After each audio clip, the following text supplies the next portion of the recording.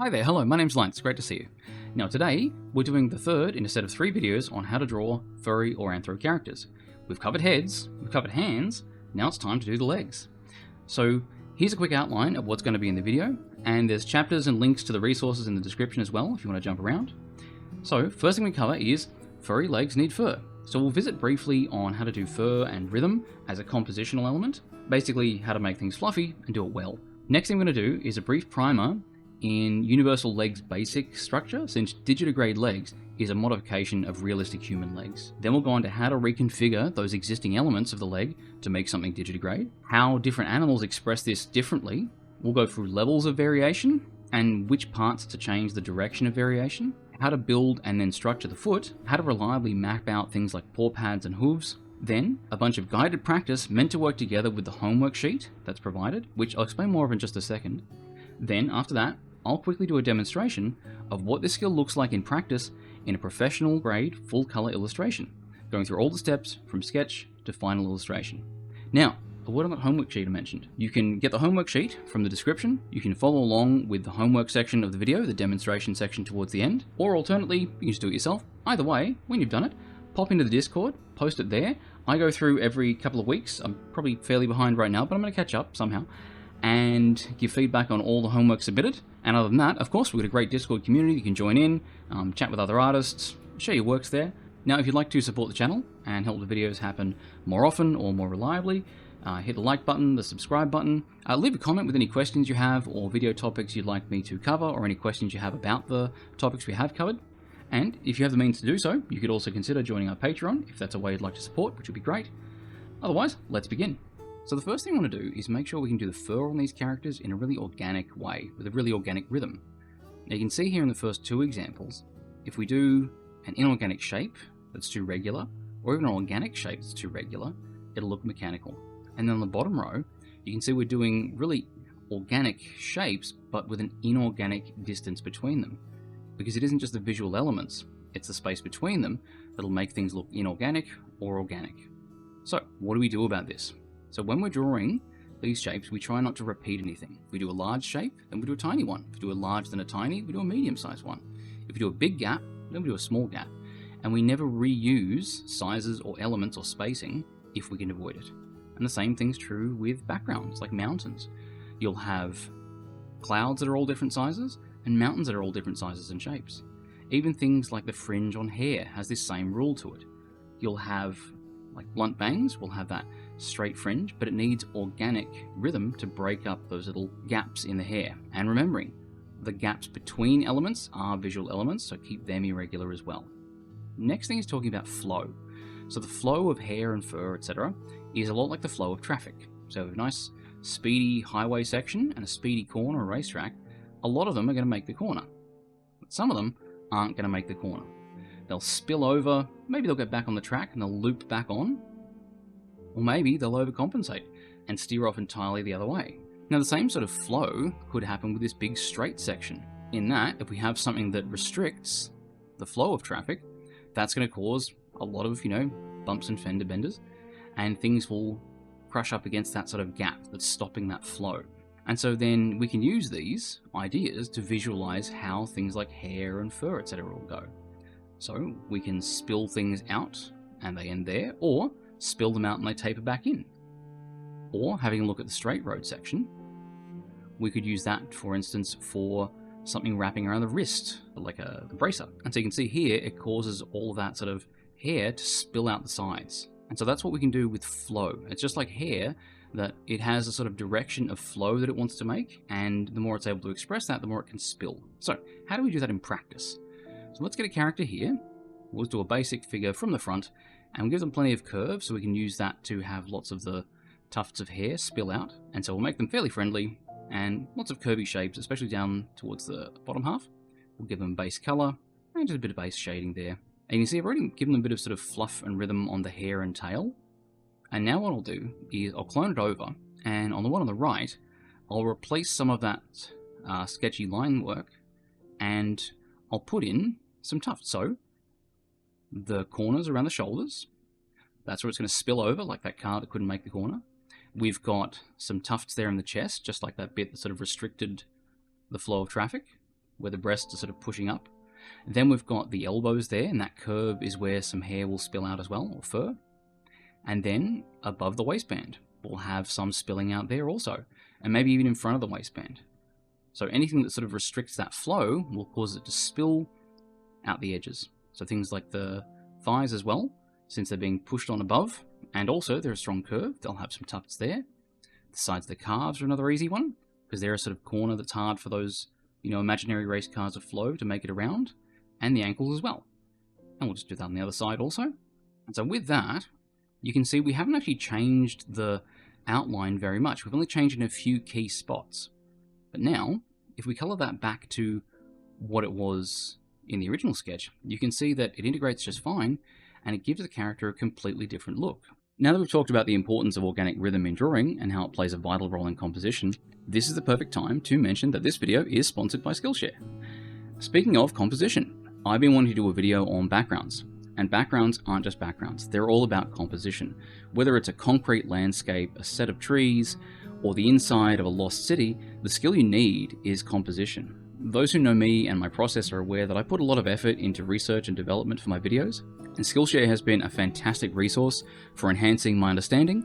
Skillshare is the largest online learning community for creatives, with thousands of classes led by industry experts across film, illustration, design, and for my upcoming video on backgrounds, which is composition, I've been brushing up on my skills with Mastering Cinematic Compositions in Video and Film by Jordy Vanderput on Skillshare.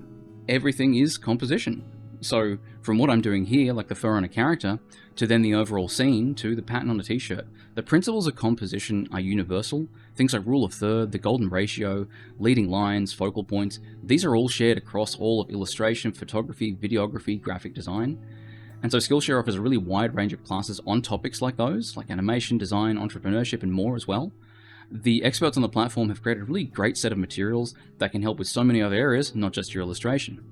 I especially love the curated learning paths. They've got sequential class collections to help you master a specific skill. So if, like me, you're always incredibly tired, having someone just arrange your learning pathway for you is just invaluable. So why wait? Join Skillshare today and unlock your creative potential in whatever area you want to. And as a special offer to my viewers, the first 500 people to use the link in the description will get a 1-month free trial of Skillshare. So get started today.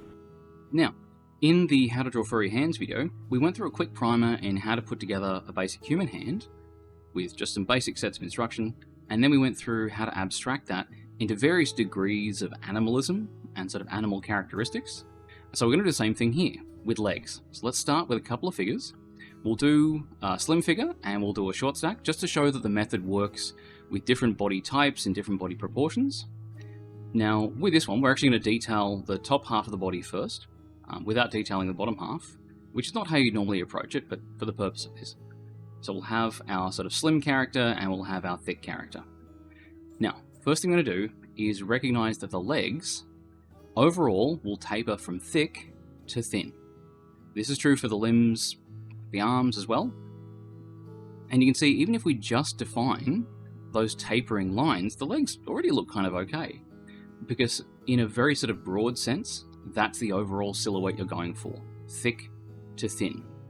Now, next thing to remember is the knees are halfway down the legs, and they have a ball of bone, just like there's a ball of bone at the ankles, and the thigh bones bow forwards, and the shin bones bow backwards. Now the next thing is, we're going to split the lengths of the thighs and the calves into thirds, and mark them out along their lengths. Once we've done that, we're going to start shaping them. Now you can see here on that abstract leg on the left, we're going to have them widen for that first third, and then narrow and taper for the next 2/3, and get to the mass of the knee, and then widen for the first third, and narrow for the next 2/3. This is just a sort of guideline shape. Now the next thing we want to do is we're going to put the sartorius on there. Not many of the muscles deserve their own name, but there's a band of muscle that goes from the corner of the hip to the inside of the knee. It's responsible for rotating the leg. It doesn't do very much and sort of stick out very much, but it really affects the silhouette, especially of a leg when it's viewed from the front. So we'll bulge that leg bit in, and now when we put some shape over the legs, you can see that with those basic construction shapes, we've got some legs that look nice, they've got good curve to them, and they've got good shape. And of course, with Digitigrade legs just being an extension of the foot, they'll work like you can see here. just as well for creating the legs when you're doing Digitigrade legs, because they're the thigh and the calf, which, like we talked about, they're the same.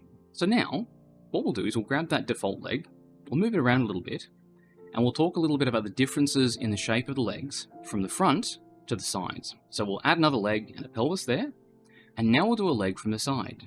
Now we're going to change the shape slightly when we draw it. So like we have from the front, it's pretty even. But from the side, you can see that the thigh will overall bulge forwards, and the calf will overall bulge backwards. So when we draw those 2/3 marks on each limb sections, we're going to remember that the thigh will bulge forward more, and the calf will bulge backward, and the calf won't bulge forward along the shin. So the shin bone is just flat, there's no sort of mass there. And then the butt is going to be added to the back. So while the back of the thigh doesn't bulge, the butt will add bulge to it. So now when we go over and do a bit of a sketch over, using those guidelines, remembering that the knee will be knobbly on the inside, not on the outside edge, we'll get some fairly well-shaped legs, and we'll smooth over those lines. We don't want to keep those corners of those coffin shapes. We want to smooth them out. And so now we've got the legs, and we'll merge then the mass of the butt with the mass of the thigh. Remembering, we've got those sartorius muscles that pull in just above the knee, we've got the bulges on the sides, and remembering that the thigh will bulge forward, and the back of the thigh won't as much. The shin won't bulge forward, but the back of the thigh will. So those are those shapes to remember. The thigh bulges forward, the calf bulges back. And of course, overall, the legs will taper from thick to thin, so they'll fit within that sort of carrot shape. Now, let's draw a bloke here as a way of demonstrating one of the things that happens with a really muscular character. There's a bit of a switch that'll happen. So the thighs on a really muscular character, male or female, with the way the muscles connect, you'll get a lot of bulging muscle just above the knee, and that widening for the first third and narrowing for the next 2/3 will flip. So now we'll detail it over, and you can see that sort of coffin shape we've done for the thigh is the other way around. It widens for the first 2/3 of its length and then narrows around the knee. It's flipped. This will only happen just on particularly muscular characters. Now, one other thing that's worth mentioning, with a lot of this, you'll notice we're doing a bit of musculature. One good way to practice your anatomy is get yourself a simplified anatomy model, like this one, and when you're drawing things like legs, arms, torsos, etc., use it as a reference to map out where the muscles go to and from. This is one I've used for my classes, so I'll include an image of this one in the description for you to keep as a reference while you're working, because using simplified anatomy is a great way to learn your anatomy while you're drawing. So use it as a chance to practice anytime you're drawing a body. Now the next thing we're drawing here is going to be the difference between plantigrade, so just your normal human legs, and digitigrade, your animal-y legs with a long foot. Now they're all the same components. So we'll have this, let's imagine this is a werewolf, same bloke, different time of the month. And first thing we'll do is add the knees, and then connect up the simplified muscles to the pelvis. We'll draw in the underpants, because this is YouTube, and you need to do that first, otherwise it's rude. We'll do the mass of the bone of the knee, and then the calves, and we'll do that on both. And remembering that it widens for the first third, and narrows for the next 2/3. Then, we'll do the mass for the ankle, the bone mass for the ankle. And now, here's where it's going to start to really vary, and sort of become different. On the bloke that is before the full moon, we've got just the normal feet. Whereas the bloke after the full moon, he's got those long feet, and the toes are a different shape too. We'll get into that in a minute. I tend to sort of shape the toes on furry characters like I think the front bit on a choo-choo train, so like a cow catcher, or I think it's called a pilot. But you can see it's all the same parts. We've got the pelvis, same part, same shape. Then we can move on from the pelvis, and we'll do the thigh. And you can see the thigh is the same shape, and it's even got the same musculature there. There's no new parts added or removed. We're not adding anything. We're just reconfiguring the existing parts. Then, the mass of the knee, it's the same. The calf is the same as well. At this point, we haven't really even deviated from normal human construction, because this is where the big difference usually comes. So we'll have the ankle joint there. It'll have a much sort of more prominent bone of the ankle, but here's the big difference. That length of the foot before the toes. And then the other difference is the toes themselves. So human toes will be big on the big toe and they'll taper smaller and smaller. But on an animal, they'll actually tend to be fairly even, with them being prominent in the middle and tapering off on each side evenly. And so now when we throw a bit of tone on there just to interrogate those shapes, we can see that, yeah, they are the same components, they're just reconfigured, we're not adding anything. The other thing to be aware of is making sure we highlight these bone parts here, the knees and the ankles. It's so important to have contrast within the leg between the fleshy parts and the bony parts, so when you have the chance to show the bones of the kneecaps and the ankles, do so. Let's do a couple of different animals now, and talk about how different kinds of Digitigrade legs can look based on what kind of animal. So we'll do a few realistic animals, try to guess what they are before we finish. We've got the first one on the left there, being a very sort of stoic and stable kind of thing. We've got the middle one being much more dynamic, and the one on the far right, it's pretty easy to guess given the bottom part of it, but it's worth paying attention to the differences in the joints there. One of the big differences you'll notice is how long the calcaneus is. That's that bone for the heel. You use that as sort of a lever to move a long foot. So there, yeah, dog, lion, and a horsey. Now, how to change a human leg into a non-human leg? Probably the first and easiest step is to put them up on their tippy toes and make those tippy toes into like a hoof. A hoof is a really good sort of starter leg. It's essentially the same as the sort of the lions and wolf one, but it just doesn't have any toes on it. And you can see if we do add toes to it, there it is.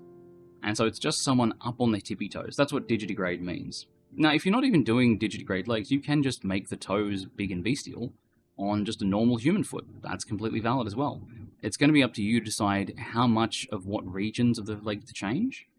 So now let's start really changing the structure. So we'll have the calf and thigh be the same, but the foot's going to be different. That calcaneus, that's that bony thing there, that's your heel bone. The longer your foot, the longer the calcaneus has to be, and so it'll stick out the back. And that's the thing the body uses as a sort of attachment point, as a lever. Now, if you make it even more animalistic, you can remember from when we drew those animal legs that the animal thigh muscles on quadrupeds will actually join halfway down the calf. They won't pinch in behind the knee like ours do. Since they're meant to be not upright all the time, theirs don't actually have that little pinchy bit there. It'll actually be a sort of rounded edge there. And they'll have a lot more tapering from thick to thin. You'll have very, very thick flanks, but very, very narrow ankles. And there's that connection point there to the calcaneus. And that's that lever. You can imagine there's a sort of piston added to the back of it. That's the thing that moves the leg, that heel there. And so these are the different ways you can change the leg to make it more animalistic in different ways. Now, the next thing we'll do is we'll bang out a couple of legs and we'll talk about how we're going to construct the toes. So remembering first that we've got the ankles. Now, the ankles are going to be a massive bone, and they're really important to put them bulging out on the sides of the balls of the ankle.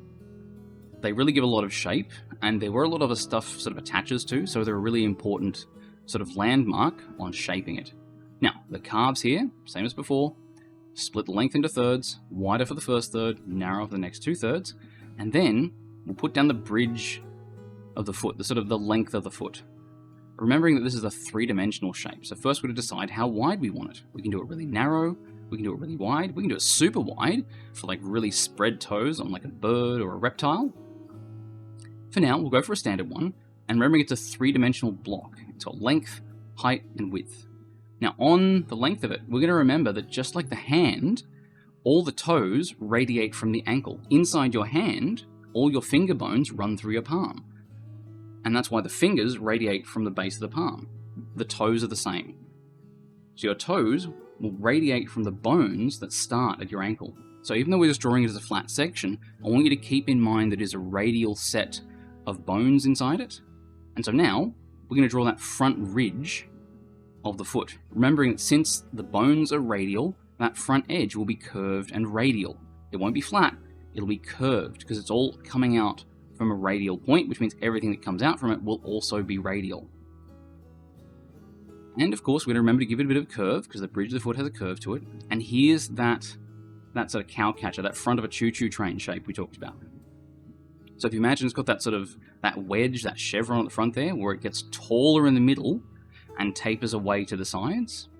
Because unlike a human leg, which will be, human foot, which will have the toe as the most prominent thing, the big toe, and then gets smaller as it goes around to the edges, animal feet will be most prominent in the center of each foot, not one side of each foot.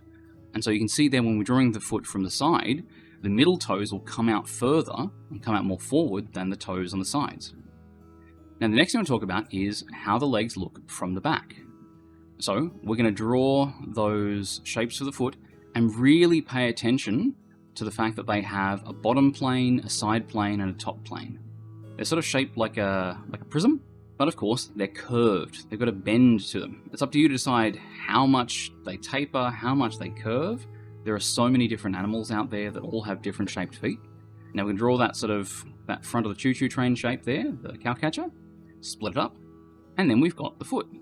We can do the calves again, split the calf into thirds, wider for the first third, narrower for the next 2/3, and we might make these into birdie feet, because it'll work just as well for birdie feet. So instead, we'll cut the hair off about halfway down the calf, and then we'll draw some implied scales, and we'll have the toes fan out a bit more to make them into sort of bird feet, and we'll detail out some sort of implied scale, and now we've got bird feet, and maybe a little bit of a tail hanging over there. It's a birdie. Now the next thing I want to talk about is how we're going to do hooves. So hooves are just the same as your pawed feet, it's just they don't have paws. So instead of adding that length of the foot and then adding paws to it with that front of the choo-choo train, instead we just continue it down and then cut some notches in the top and bottom for that joint there, and we've got hooves. So your clawed feet are the length of the foot plus the cowcatcher, and then the hooves are just the length of the foot with notches outside as a starting shape. Now the next thing I want to do is go into in-depth on a foot just with all the shapes really close up. So we're starting with the ankle there, making sure we really pronounce those bones of the ankle. We've got the length of the foot as a three-dimensional object. We've got the cowcatcher at the front, that sort of front of the choo-choo train, radiating out, and all the toes radiating out as well. And now, with those base shapes in, and keeping in mind that the length of the foot is composed of those bones, we can do even some ridges to communicate that. We'll do the hair coming around those edges and flaring out around the edges like we talked about before with the traffic. And you can see all of this would work just as fine for a human foot. It's just the same. But instead of having one big toe being prominent and the rest shrinking, they're all big toes, and they're pretty even. And where do we put the claws? So we don't put them in the center of each toe, we actually put them in towards the center of the foot as a whole. While the toes radiate out, they curve back all together and point in. So if we go over and just do some basic sort of polygons, like imagining we're mapping it for a 3D artist, and think of where the surface planes would be, you can see we've got those big sort of square shapes of the toes, that big broad side of the foot there, and that little bit of the wrinkle there, where those tendons and bones come down the front of the foot, and it will turn off those guidelines for the surface planes, and you see we've got a pretty good well-shaped foot. Now, next thing I'm going to do is have a look at a really long foot. So imagining we have a really, really long one, and what do we do if we only have 3 toes? Well, that's easy. We just don't divide it into 4, we divide it into 3. The 3 toes is probably going to be more for your birds or your reptiles, who will have their sort of feet spread out more. But you can have 3 toes on your mammals as well. That's also totally fine. It's a very sort of cartoon thing to do, like the Simpsons only have the ability to count to 8. And if we're doing a bird, we can do like a talon out the back, maybe it's high, maybe it's low, maybe the front talon's huge, maybe it's a dinosaur, like a velociraptor with those big claws in the front. Now if we are doing a sort of bird or a reptile, you have much more prominent joints and much more prominent sort of knuckles of the foot. So I tend to construct them with a set of balls where the knuckles are and then join those balls together.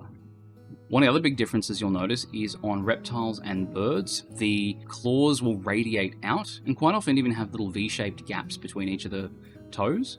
But that's one of the big things about a reptile foot. The claws will angle out, whereas on a wolf or a tiger, they'll angle inwards. Now, how to map out the toe pads, the toe beans. So we'll start with a diamond shape.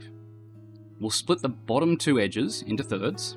We'll draw some lines up from those top thirds to divide out the top third of each of those sides. Draw a line down the center. And then, on the top edges, we're going to divide them not into thirds, but halves. And then draw vertical lines down from the center.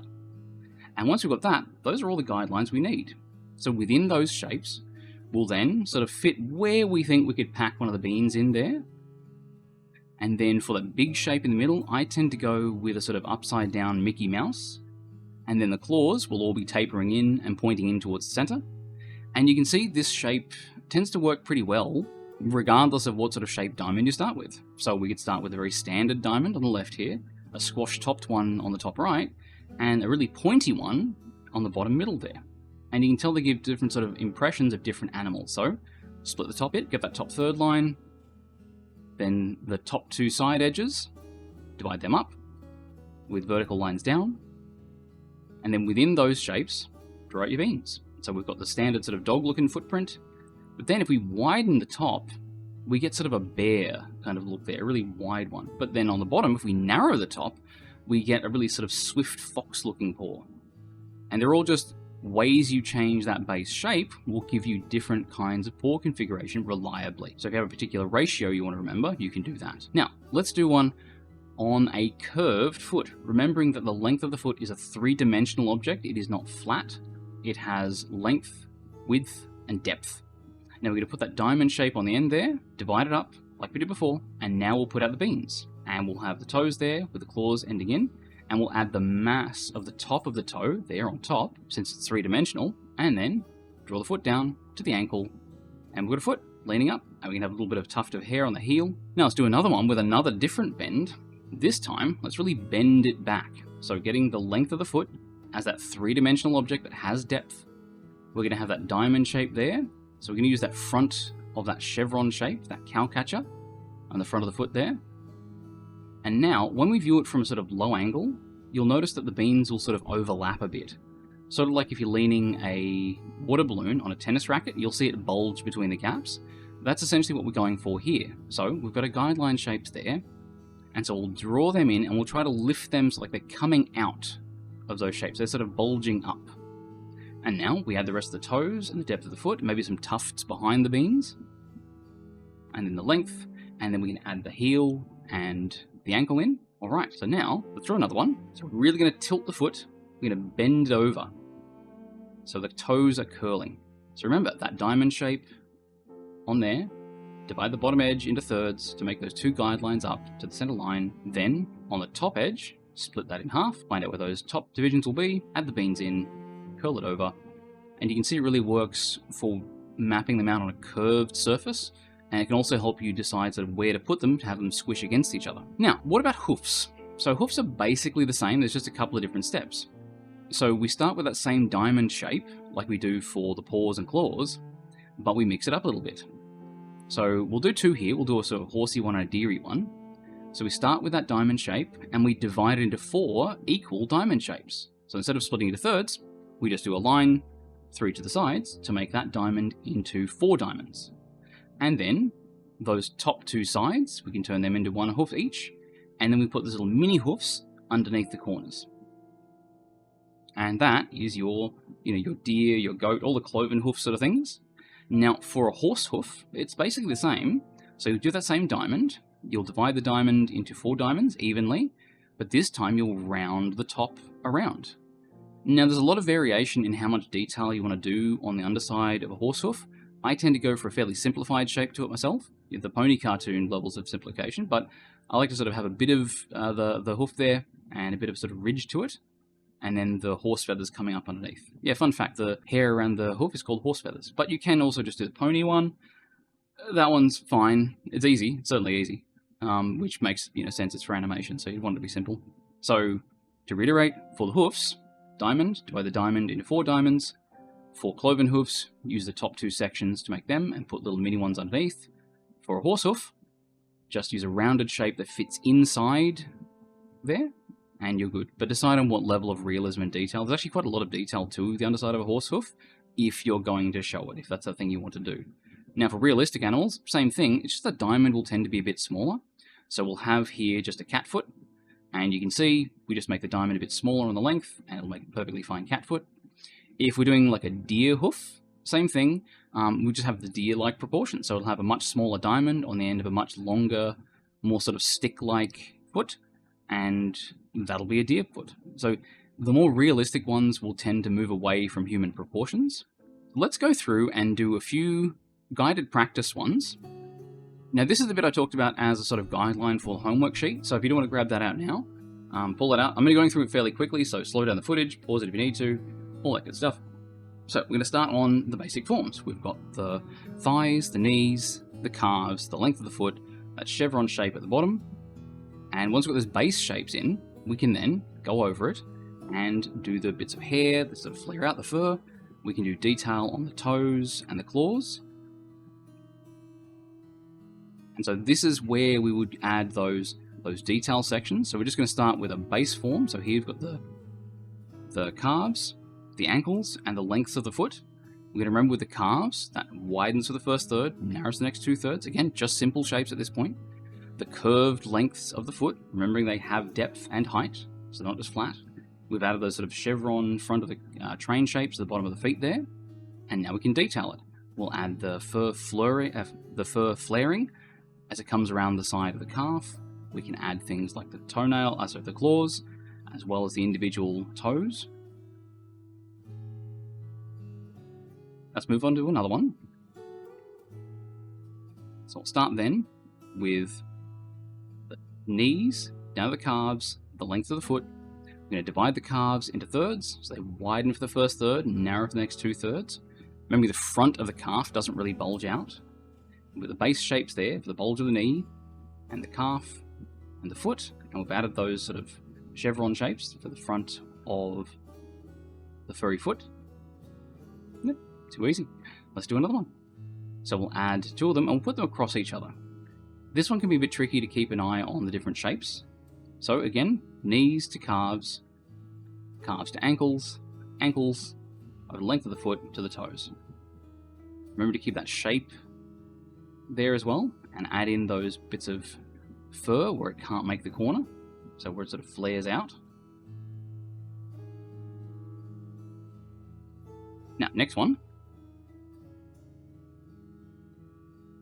A pair of legs here, so same again. So thighs down to knees, knees to calves. The calves wider for the first third, narrow for the next 2/3. Then we've got the mass for the ankle. For the length of the foot, we've added that sort of chevron shape at the bottom. Now we can detail it out. We'll add the flares of fur for around the ankle and the sides of the calves. We'll divide up that front sort of cowcatcher chevron section of the foot there to put the toes on and the claws. We'll do that again for the side. Remembering that since the toes in the middle come out further forward, the toes on the side will come further back. Right, let's do another one. So we'll do a pair of calves, remembering that the front of the calf is flat and the back of the calf is where the bulge happens, and it happens in the first third it bulges out and then narrows the next 2/3. With the length of the foot here, and this will be a simple sort of hoof, or maybe it's high heels. The only real difference between these is whether you draw the heels in. So you could draw this as a pair of, very stylish sort of stilettos. I think that's what you call them. And it's the same shape as doing the hoof. Because remember, it's the same things in your foot as in these foots, just in a different configuration. So this time we'll do a really sort of bent one. So we'll have some calves coming really far back, and we'll have the length of the foot be really narrow. So we'll try for something more bird-like here. And so we'll have those toes fanning out. We'll get the shape of the calf, where it's widening for the first third, narrowing for the next 2/3. We'll cut that fur off at the ankle, and then we'll do the length of the foot there. And remembering that since we're doing like a bird foot, that we're going to draw sort of lumps and construction points there for each of the toe joints. And we'll leave V-shaped gaps between the toes. Remember your bird and your reptile toes, they'll tend to splay out. They won't sort of hug in. And so, drawing them from the side now as well, remember you've got that big long sort of toe at the back, and the scales along the length of the unfeathered section. Too easy. Alright, and now another one. So, both of the knees, lengths of the calves. Remember the calves bulge for the first third, narrow for the next 2/3. And then we'll do the feet up on heels. And we'll do these ones as sort of birdie ones as well, with sort of sticky outy chicken claws at the back. And maybe like a big sort of raptor claw at the front, like a chicken claw. Right, and now another one. We'll have a pair of knees, splaying out, sort of fairly narrow calves, and widening for the first third, narrowing for the next 2/3. And we'll have these similar to sort of human feet up on heels, but we're just not going to draw the heels. And so now we draw the line down and we make that hoof on the end by taking those little notches in on the side and having tufts of fur come out above the hoof on each side. Alright, now let's pop out another one. So we'll do the pelvis of this one, because it's going to be a fairly low angle one. We'll do like a cloven-hoofed demon kind of thing. And so we're going to have the knee and the calf really close. They're going to kind of overlap, and they're also going to be very short. So we'll have very long feet, but very short calves. Construct the pelvis there. If you do want to construct the pelvis in your drawings, I recommend you go through my How to Draw Pelvises video. I'll link that, but we'll go over that. We'll draw the calf there. So widening for the first third, narrowing for the next 2/3. We'll put the cloven hooves on there. There's 2 little mini hoof bits there, and then a sort of demon-y tail to make this a sort of a cloven-hoofed demon. And some underpants, because it's YouTube and they need underpants. Alright, that's page 1. Let's go through a couple more before we move on to the speed paint. And again, slow this down. Apparently I sound very amusing at half speed, so, don't miss that opportunity. So now we'll do a foot facing up. A very, very long one with a diamond shape on the end. Divide up the diamond, that bottom edge into thirds, so we get that top ridge shape to put all the toes into. And then we do the upside down Mickey. You can do different shapes of that as well. I do also use a sort of upside down love heart shape, that works quite well. And then the length of the foot, the bony mass for the ankle, and then the thigh there. Easy. Alright, let's do another one. This page is going to be a lot of sort of feet from below. So, this time, pair of feet, with a diamond shape there. We grab that top edge to put the beans into, and remembering that it has height and depth. We're not just doing the beans there as the whole thing, that would just be the flat footprint. We're doing the foot, and the toes are tall. So we're going to do that shape and extrude it up. Make sure we understand that it's a 3-dimensional object. And put the beans in there, remembering that they'll tend to overlap because they don't just sort of sit in that square, they come out from it, they bulge out, like sort of pushing a water balloon on a fence. And now we'll have a foot and another foot coming down. So we'll do that diamond shape there. Remember, we can curve that diamond shape like it's a bit of paper. And remembering that we'll do the shape there and giving it that depth, that height. And now we'll map out the beans. That area, remember they'll bulge out. And the ankle, length of the foot, and the toes. So this one's going to be a very human foot, just with sort of animal-y toes. Same on the other side. We've mapped out that shape. And now we can put the toes and the claws in there. Remember, the claws will taper in towards the center. They'll narrow in. They'll focus in. Now, another pair of legs with 1 foot lifted and 1 foot flat. So, ankle, length of the foot, draw the diamond shape. Divide the diamond shape up, so you've got that ridge along the front for where the toes will go. And now we'll detail it out. We'll have a bit of the paw pad visible on the one that's down, because that's that's what they walk on, that's what the pads are for. And this one here where it's lifted, we'll draw the pads in and have it all be visible. Now another one. And we'll have another really more extreme shape here, so we'll have really, really short calves, but incredibly long feet. This will be like a deer or a gazelle or something. But the calves will still have the same rules, so widen for the first third, narrow for the next 2/3. Then draw down the length of the foot. And then we'll carve those notches in there for the shape of the hoof. And that flaring out bit of fur there just above the hoof. And then we'll do another one with a pair of feet facing up. So remember the calves, widen for the first third, narrow for the next 2/3, with no thickening on the front. We'll draw the shape of the feet. We'll draw those diamond shapes to map out the toe beans into. This one, we'll do hoofs. So, for hoofs, we divide that diamond shape into 4 equal diamond shapes. And then, in the top corners, we make the top 2 bits of the hoof. We put little mini hoofy bits below it, and then just build out the rest. Making sure we've got some really prominent ankles there, and they move into the shapes of the calves. Right, now let's have another one with a pair of feet together.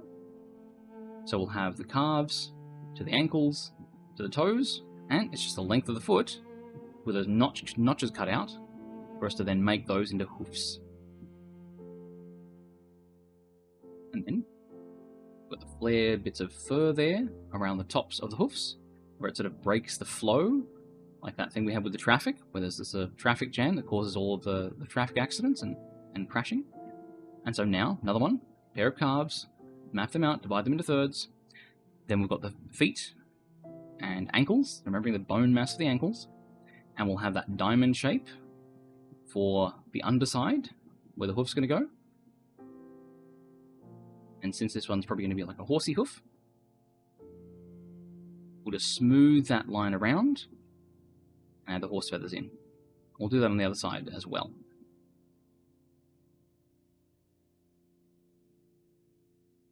The ankles in, and the fur detailing. We can darken them as well, and do a bit of legs. Now, let's show all of this in context. Let's draw out a 3-figure illustration. I'm going to go over this one fairly quickly, just as a sort of demonstration. If you do want to have a 1-to-1 speed draw along with one of these, that's not sped up at all, I've got a series of them on the channel if you want to draw along. To begin with now then, we've got the 3 figures. Now you'll notice I'm drawing them all in 3 separate colours. The reason I'm doing this is when you're sketching multiple characters and the sketch is really loose, I find it really hard to sort of keep track of which lines belong to which things and which characters. So if it's getting a bit complex and you've got a lot of things going on, don't be afraid to sort of have a few different colours to sketch in. The base form's out, and now I've taken a bit of a break from it and come back, and that's why I've known sort of where I needed to lasso everything. So I've come back in, moved everything around with a lasso, and then started detailing in. And so here, I have my basic sketch for just where the volumes are, the rough shapes, and once I'm happy with that, I'll partially erase it, and then go over and start doing some basic detail. It's best not to sort of start with detail. You want to start with getting your basic shapes and volumes first, because when they're right, you're good. But if you start on your detailing, but your shapes and volumes are rooted, then you're going to have to redo your detail. So get your base forms right first, then do your detail once that's checked off. Now, doing the detailing here for, I've got a deer, a sort of maybe like a wolverine or like a bear or something in the middle, and then a sort of fox on the right. And we're going to have pajamas there. If you're interested in doing clothing, I've got a tutorial on how to do clothes, and I've just run the class through clothing video, which they seem to be enjoying a lot. At least they're screaming a lot. That's what you do when you're enjoying things. Now, we'll do the foot there, map out the beans, and this is what I said there. You can do different shapes for it. So I went for a sort of more love heart shape for the bean there, just with the way it's sort of upside down like that. It's a good chance to put that in there. And then just detailing out the clothes and the toes, trying to remember whose foot is whose and what kind of animal each one is. And then the creases of the clothes, really bunching them up around the inside of the elbow there. And then this one's going to have hoofs. This one's going to be a deer, I think. Or like some sort of deer thing. And then doing a little sort of fluffy deer tail, whereas the fox has got a really long sort of fluffy tail. And then remembering to do the hands from the character in the center, wrapping around the other two, and then just redoing the face there because it didn't sort of say deer. The nose comes all the way down to the lip on things like deer, cows, and horses, whereas for your foxes and cats and whatever, it doesn't come all the way down. And so now I'm just going over and doing the naive inking. So this is all just the same sketching brush I was using before, which is just the soft airbrush with the softness turned off. And this one's that, but with high smoothing. And then once I've done this, I just go over and thicken some parts of it to add some line weighting. So I'm just going over now and doing all the line work. I'm just adding in those beans as well. And the beans on the other foot. And the shirt. Alright, now what I'll do is I'll split this up. So I'll have my naive line art. I'll color it red. I'll go to a new layer. And I'll add in all the bits of thickened line art, usually in things like creases and folds and anywhere where the light would be sort of ambiently occluded, where the ambient light would be shut out. That's where I'll do little darker sections, so between strands of hair, under fingers, that kind of thing. And that's how I'll do it. And once I've done all of those, I can see, since they're two separate colors, where I have and haven't done my line thickness. And that's really good for making sure that I don't miss anything. So I'm just adding all little bits of the tufts of hair. You have a lot more of these when you're doing furry characters, I realize. and I decided to do 3 characters here because I felt like my schedule just wasn't busy enough, you know? We just sort of feel that way. Now, got all of those. That bit's a bit tedious, but good to chat while you do it. Merge it together with your existing line art, and then just bucket fill all the colours in. And I'm going for a sort of very warm vibe here, so I don't want any sort of terribly cool colours apart from like the blue on the deer. And so once I've got the base colours, I'll go over and do the secondary colours, because a lot of furry characters will have sort of 2 skin tones and maybe a separate hair colour. And so I'm just adding those in there. And once I've got the base flats done, before I do shading on the characters, I'll take that opportunity to do my background. Just a very simple background, like, you know, a bed and a nightstand. There's nothing really sort of big and expansive to it. And the reason I do that with just the flats is I don't want to spend too much time detailing the background that's going to be covered by the characters. So once I've got their volumes in, I can see where they're going to block out the visibility on the background, and that then lets me know where I should and shouldn't put effort in. And just getting the colours right on the shading there. So to get my shading right, what I'll usually do is I'll get my flats, I'll clone my flats layer, I'll lower the saturation and hue by about 20, and then I'll clip that to my shading layer. What that has a net effect of doing is it basically makes your shading layer a smart shading layer, where it'll shade the colours based on the flats.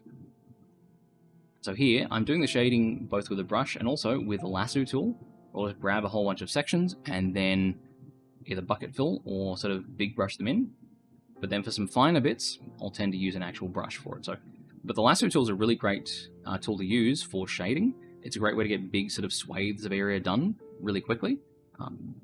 But it does make a really hard edge. If you want a hard edge, that's great, but I didn't want too much of a hard edge, so I had to come back and soften some parts of it. Now I'm going over and doing the shading on the legs. There's a lot of interacting objects with the legs, so I've had to sort of go over some bits, come back to some bits that I missed on shading. I have trouble keeping track of everything on an image this complex, so I have a few sort of steps of verification I do, where I just make sure nothing's been missed, nothing's been left out, etc. Shading's there on most of it, and I'm just adding a secondary layer of shading now, just for parts inside already shaded areas. Then some variations, so some blush. I don't know why fur blushes, but I'm going to anyway. Adding a little bit of shine there, just to sort of connect it with the environment, and a little bit of shine on things like the noses, so they look sort of wet. Doing some final color adjustments, and now some post-processing. Now, if you're interested in post-processing, I've got a video for that, so I won't sort of bore you with all the details there. And we're done. So we've got our 3-character illustration, and you can see it's all about the legs.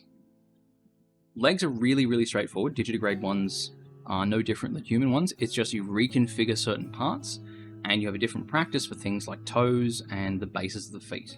Now, if you like that and want to have a go, remember there's a homework sheet linked in the description, so have a go at that and drop that into our Discord, post it there.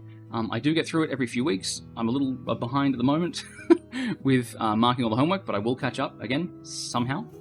And if you have any questions, comments, please do feed the algorithm. I'd love to hear ideas for videos. I've already made a few videos based on a lot of sort of combined comments from people. One of the next ones that's going to be fun to do is I'll be doing mech pretty soon. So I'll be doing backgrounds first, but then I'll be doing mecha, which is going to be absolutely sick. Now, of course, if you want to support the channel, you can like, subscribe. You can join over on Patreon as well if you have the means to do so. I hope you enjoyed the video. I hope you liked my first sponsored video, which, you know, is incredibly validating as a YouTube video maker. I'm really grateful for everyone who's joined on Patreon and everyone who's joined in you know, pressing like and subscribe. You've really helped as well. You've helped get me sponsors that let me work harder on this and put more into it. So I'm incredibly grateful to everyone. It's just been wonderful.